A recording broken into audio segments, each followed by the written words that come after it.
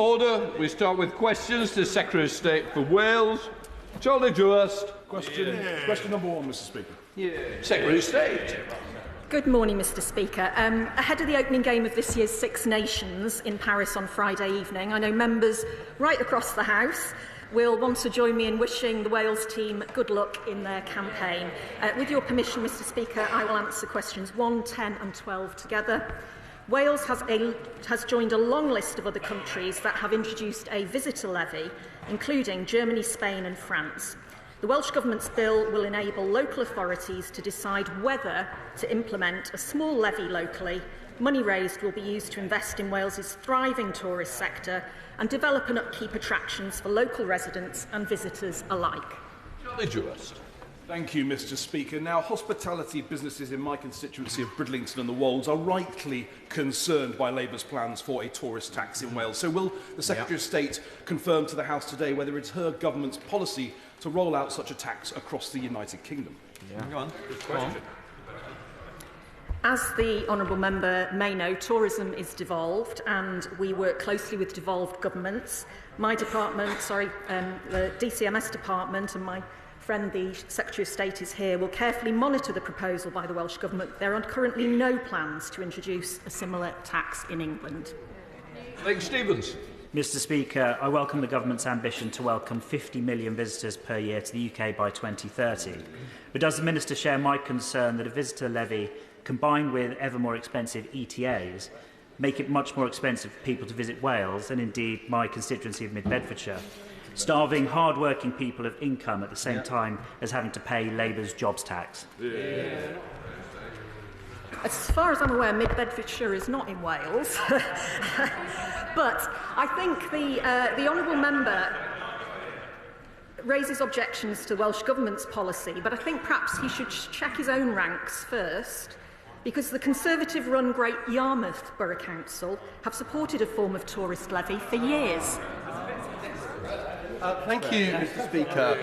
Mr. Speaker. Like many of my constituents in Romford, I've always enjoyed visiting Wales. However, for many, this visitor levy will be a step too far, which is bound to deter tourism to the Principality. So, does the Secretary of State agree with me that we should be encouraging and indeed championing British domestic tourism and not inhibiting it? There are a number of assumptions in the honourable member's question. As I say, more than 40 countries and holiday destinations around the world have introduced a form of visitor levy, and many of us have paid levies when visiting countries abroad. As I say, party opposite, one of their own councils, is championing a tourist levy. They need to do their research better. John Brady. Question number 2, please, Mr. Speaker. Thank you, Mr. Speaker. Economic growth is the #1 priority for this government. Our new industrial strategy and National Wealth Fund will boost economic growth, create jobs and drive up living standards across Wales. Working alongside ministerial colleagues, I was pleased to confirm £320 million of funding for the 2 investment zones in Wales and give the green light for Welsh free ports.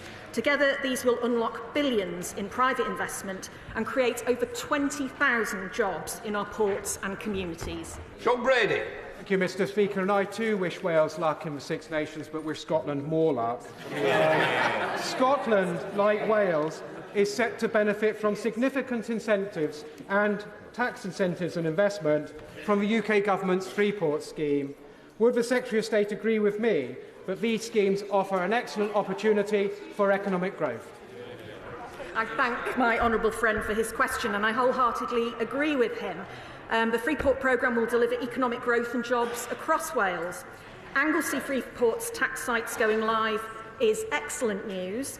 The Anglesey Freeport aims to attract over £1 billion worth of investment into the green energy sector and aims to create nearly 5,000 jobs by 2030.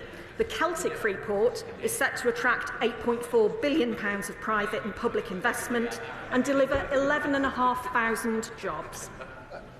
Alex Houston. Mr. Speaker, could I ask the Secretary of State, given the significance of trade relationships between Northern Ireland and Wales, particularly in agriculture and textiles. Can we ensure that any economic prosperity in Wales is mutually beneficial for Northern Ireland as well? I thank the honourable gentleman for his question, and he may have heard the Chancellor's speech this morning. Our number one priority is economic growth, and that's economic growth right across all 4 nations of the United Kingdom. Chair of the Select Committee, Ruth Jones. Mr Speaker, and I welcome the recent announcement on the creation of AI growth zones across the UK, which will turbocharge growth and boost living standards. As part of this AI development, Vantage Data Centre has plans to invest over £12 billion across the UK, creating at least 11,000 jobs, including in my constituency of Newport West and Islwyn. So will the Secretary of State speak to her colleagues around the Cabinet table and work with me and others to develop an AI growth zone for South Wales to secure the economic growth we so desperately need? I'm very glad my honourable friend has raised this. She will know the government is fully committed to harnessing AI to improve productivity, efficiency and to boost economic growth. And I was pleased to see the Chancellor talking about AI growth zones in her speech. Like my honourable friend, I want to make sure Wales maximises AI opportunities, and I'll be very happy to discuss this further with her. Jim Shannon. Mr Speaker, I can thank the Minister very much for that response. Minister, one of the great advantages of this great United Kingdom of Great Britain and Northern Ireland is that every region benefits from this, the trading purposes and opportunities that happen.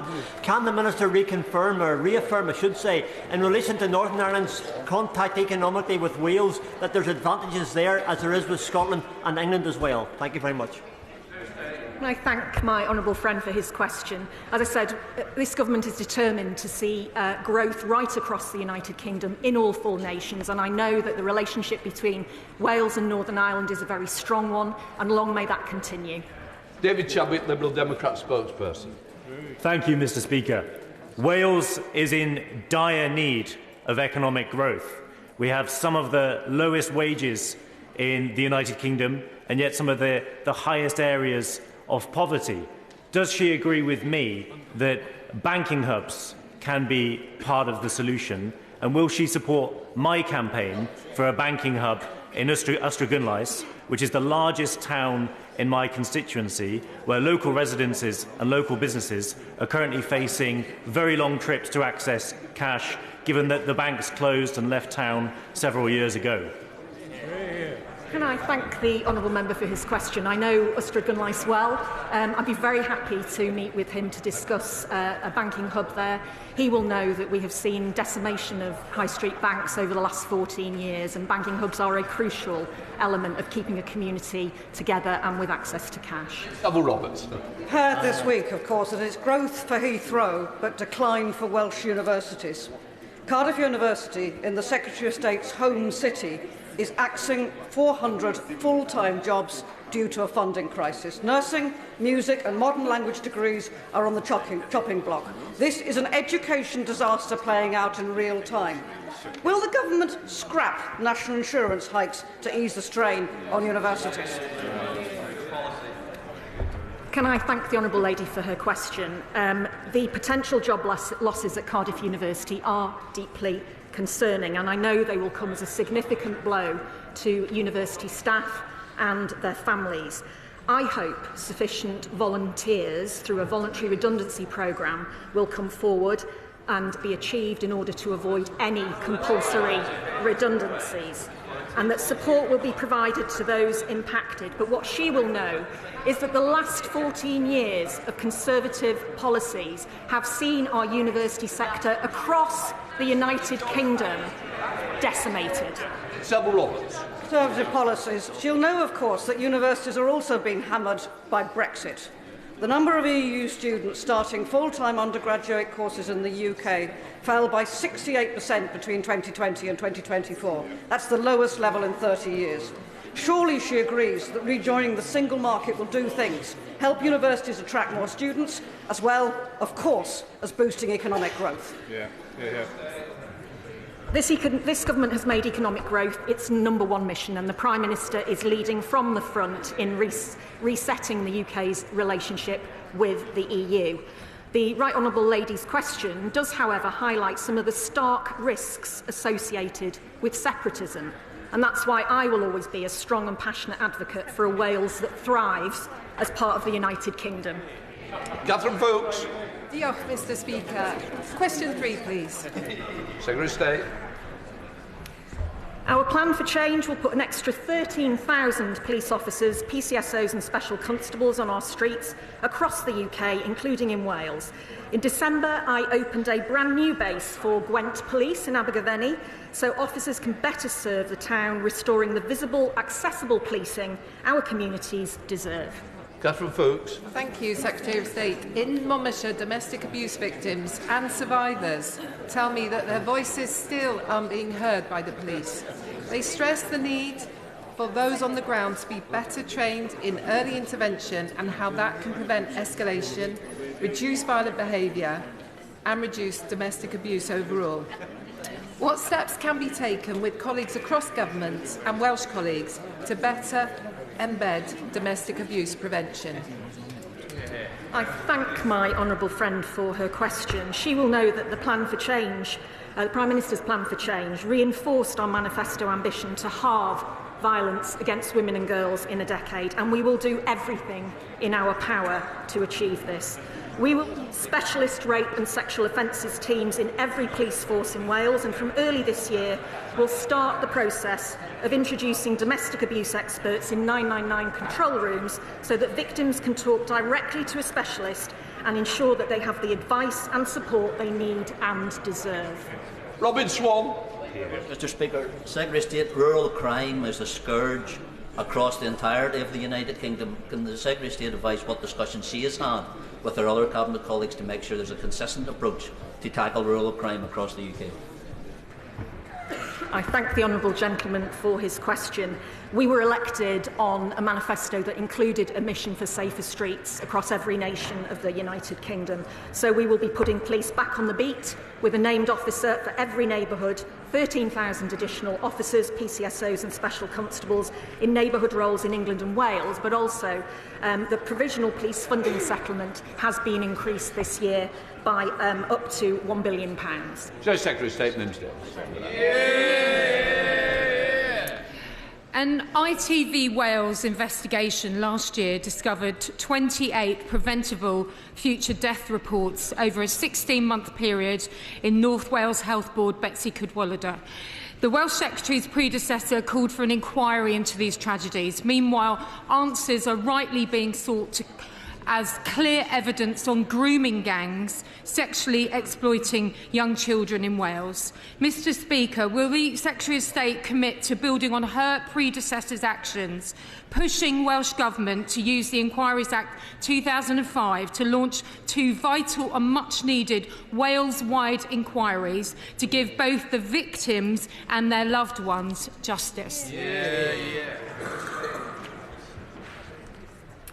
The Right Honourable Lady will be aware that we, unlike the previous government, her party, we are determined to give the victims of child sexual exploitation the long overdue justice they deserve by enacting the recommendations of the J Review. On the 16th of January, the Home Secretary announced victims will be given more power to have their cases re-examined, and we've also unveiled a rapid national audit to be led by Baroness Louise Casey to uncover the scale and profile of group-based offending in the UK today, including ethnicity. Mims Davis. Well, it's absolutely clear from the Secretary of State for Wales' weak response that the party opposite have a women problem and a justice problem. A Nation Cymru report from a survivor said she believes it is still happening and young victims are not getting the help they need. A refusal to create a process to listen to victims in Wales and hold these inquiries means that justice will not prevail and communities remain at risk. Mr Speaker, in the meantime, this House will be as concerned as I about the documentation of domestic abuse cases in South Wales, increasing to almost 18,000 victims last year. Can the Minister outline what steps she is directly taking to support victims and support survivors? It's a bit rich coming from the Right Honourable Lady. When when her governments, former Conservative governments, decimated the Ministry of Justice budgets.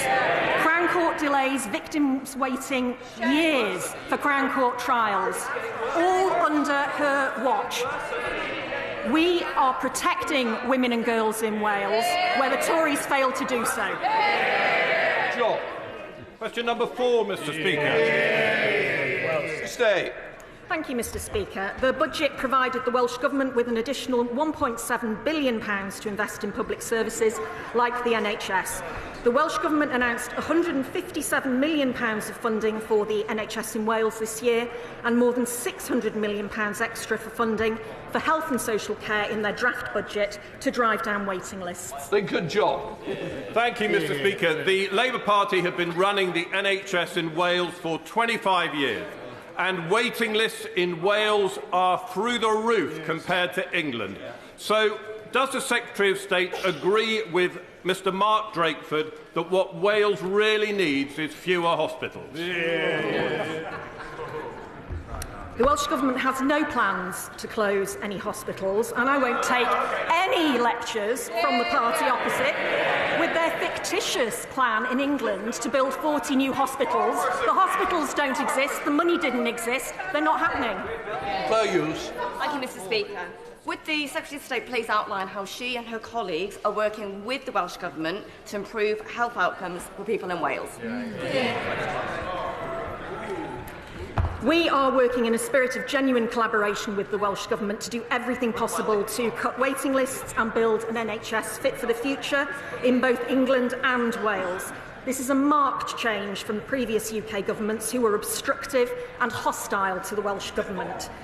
We're sharing best practice, and the Welsh Government have established a ministerial advisory group to plan NHS reforms that will improve performance, reduce waiting lists, and it will draw on expertise from both the Welsh and the English NHS. Secretary of State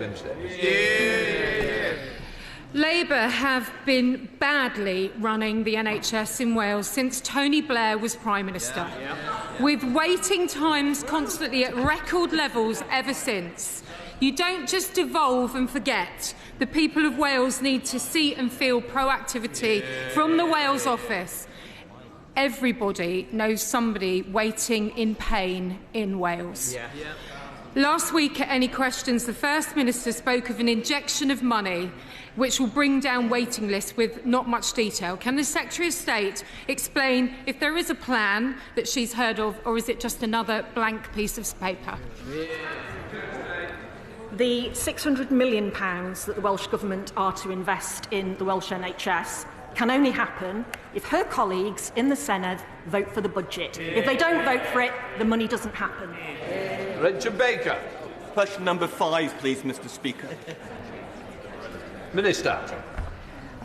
Through our new Council of Nations and Regions and regular engagement between the Secretary of State and First Minister, our two governments are collaborating more closely than ever before. This means that we can deliver for Wales in new ways on the NHS and on rail, as well as creating new job opportunities through delivering free ports, establishing investment zones and developing our industrial strategy to attract investment in critical areas such as offshore wind. Richard Baker. Mr. Speaker, does the Minister agree the close collaboration the UK and Welsh governments have undertaken to deliver the industrial strategy is an essential element of this government's plans to deliver strong economic growth throughout the UK? Would she explain how this joint working between both governments will help Welsh industry? And does she agree that the SNP government in Scotland should take a similar approach so reap the full benefits of our great partnership of nations so badly undermined by the reckless actions of the previous government? I do indeed agree with the Honourable Member that the SNP could indeed learn a thing or two about our collaborative approach to securing economic growth in Wales. Our new industrial strategy is central to our growth mission and our plan for change. The Secretary of State has established an innovative economic advisory group to ensure that the UK and Welsh Government business leaders, trade unions and experts can work together to pursue opportunities for growth and jobs and attract investment. Amy Stone. Mr. Speaker, further to that answer, I see from recent press coverage that the SNP government is once again banging on about another independence referendum. This is despite the Supreme Court's ruling. So could I ask the government to make it crystal clear to devolved governments that they do not have the power to arbitrarily instigate independent referendums? Thank you. Mr. Speaker, I can confirm that the honourable member is absolutely right in what he says. Thank you, Mr. Speaker. Number 6, please, Mr. Speaker. With your permission, Mr. Speaker, I will take questions 6 and 11 together. Since July, we have driven over £1 billion of private investment from Erin Holding and Kellogg's into Wales, creating and sustaining over 400 well-paid jobs in manufacturing. Our Welsh free ports and investment zones will together unlock billions in private investment and aim to create at least 20,000 jobs across all 4 corners of Wales. Steve Withers. Thank you, Mr. Speaker. I welcome the news that the Secretary of State has signed a Memorandum of Understanding on the 4 Welsh growth deals with Cabinet Secretary for Economy, Rebecca Evans. Could she outline how this UK-Welsh Government partnership will deliver the well-paid jobs and economic growth needed in areas like Montgomeryshire and Glyndŵr? Well, indeed, Mr. Speaker, the Memorandum of Understanding signed recently between the UK and Welsh Governments further demonstrates our commitment to working together to deliver economic growth throughout Wales.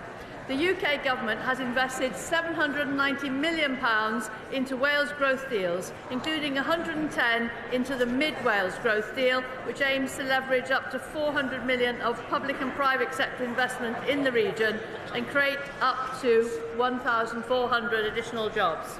Ranger. Thank you, Mr. Speaker.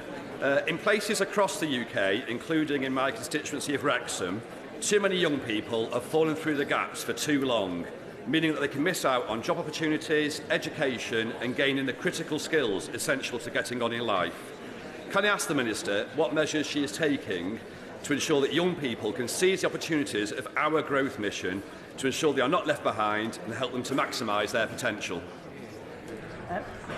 Well, Mr. Speaker, today my Right Honourable friend the Chancellor confirmed that we are moving forward with the £160 million Wrexham and Flintshire investment zone, focusing on the area's strengths in advanced manufacturing, leveraging £1 billion of private investment over the next 10 years and creating up to 6,000 jobs. Growth is integral to creating the opportunities that young people need to get on in life.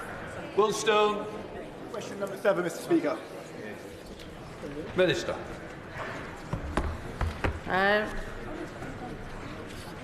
Mr. Speaker, we on this side have long been committed to animal welfare. Indeed, it was my privilege under the previous Labour government to serve on the committee stage of the bill which became the Animal Welfare Act 2006. In our 2024 manifesto, we committed to further improve animal welfare, including ending puppy smuggling.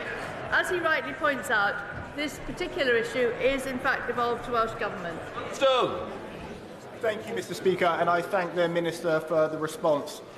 I'm incredibly passionate about animal welfare. I've got a dog and a cat myself, and for the most part, our country is an animal-loving country. That's why I find it so shocking that we still have these practices like greyhound racing that treat animals as disposable. If they don't run fast enough or if they get injured, they get binned off. And some of them are still spending 80% of their life in kennels. Will the Minister meet with me to discuss this further? Thank you.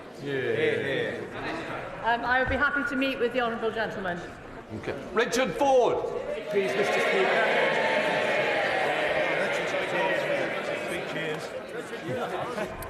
I'm working with the Energy Secretary to ensure that Wales plays a leading role in reaching our net zero targets and clean power by 2030 by supporting floating offshore wind, onshore wind, hydrogen, nuclear, tidal and carbon capture. We are seizing the unique economic opportunity of net zero to boost growth and create jobs across Wales. Richard Ford. Thank you, Mr. Speaker. In relation to floating offshore wind in the Celtic Sea, the Secretary of State said that floating offshore wind represents a golden opportunity, that not just for meeting net zero targets, but for lower energy bills, for new jobs and for the industries of the future. Does the government think that these opportunities from offshore wind can extend from the Celtic Sea into Cornwall and Devon too.